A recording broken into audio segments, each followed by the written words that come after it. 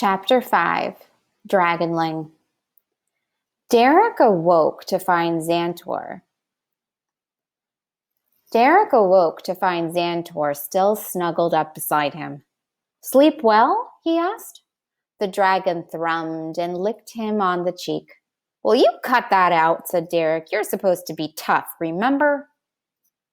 Derek made himself a breakfast of bread and barleyberry jam while Xantor foraged in the woods, obviously remembering all the places Derek had shown him the night before. "Pretty smart, aren't you?" said Derek when the dragon came back. Xantor looked healthier already. His scales, which had been dull and greenish, were now turning a shiny peacock blue. That day and the next two passed much like the first, except that Xantor grew stronger each day and was able to move more quickly. By the fourth day, they were getting close to the Valley of the Dragons. Derek had never been there, but he had heard it described so many times around the campfire that he knew just what to look for. "Won't be long now," he told Xantor. "You'll be home by afternoon." Xantor thrummed happily, and Derek wondered again if he somehow understood. Derek suddenly grew sad at the thought of leaving the Dragonling behind. "That's what you came here for," he scolded himself angrily. "He's only a dragon after all." But still, Derek worried. What would the other dragons think of Xantor with his strange and gentle ways? Would they accept him or treat him as an outcast? Or worst, would they kill him? Derek and Xantor came upon the twin stones that marked the entrance to the valley. And Derek realized that they must proceed carefully. He tied Dorlas to a tree, then crept up to the top of a ridge to look out over the valley. Xantor scrambled up beside him. "Get down, stupid," said Derek, throwing an arm around Xantor's neck and pulling him down. "Ronk, ronk," said Xantor, struggling to get free. "Shush," said Derek. Then he pointed down into the valley. "Look!" Derek's heart pounded. For all his brave talk, he was unprepared for the size and number of creatures moving about below. Some of them blazed in the sun.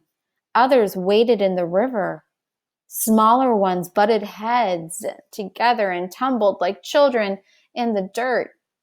There were caves cut into the mountains all around the valley, and occasionally a dragon would appear at the mouth of one and glide down on great wings to the valley floor. They were mostly yellow-crested dragons, with a few green-horned. Derek saw no great blues at all. Xantor was staring at the scene excitedly. "Is this your home?" Derek asked him. "Where are your kind?" Xantor turned his head and looked toward the mountain on the right, high up at the very largest caves. There was a sudden movement in the shadows, and then a female great blue stepped full into the sun. Derek knew it was a female from the markings on her scales. She stood poised for a moment on the edge, and then lifted off and soared out almost over their heads. "Thrum, thrum, thrum," said Xantor. "Shush," whispered Derek. Clamping a hand over the dragonling's mouth, Derek stared up in awe at the great blue. She was the most magnificent creature he had ever seen. The sun glinted on her deep blue scales, making them sparkle like the sea.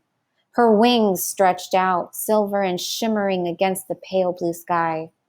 For all her great size, she was sleek in the air, and when she landed gracefully on the valley floor, she stood head and shoulders above the rest, like a queen.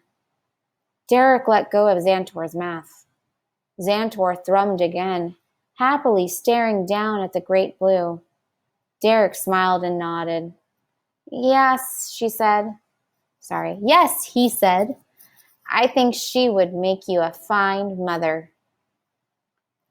And that was chapter 5 of Dragonling.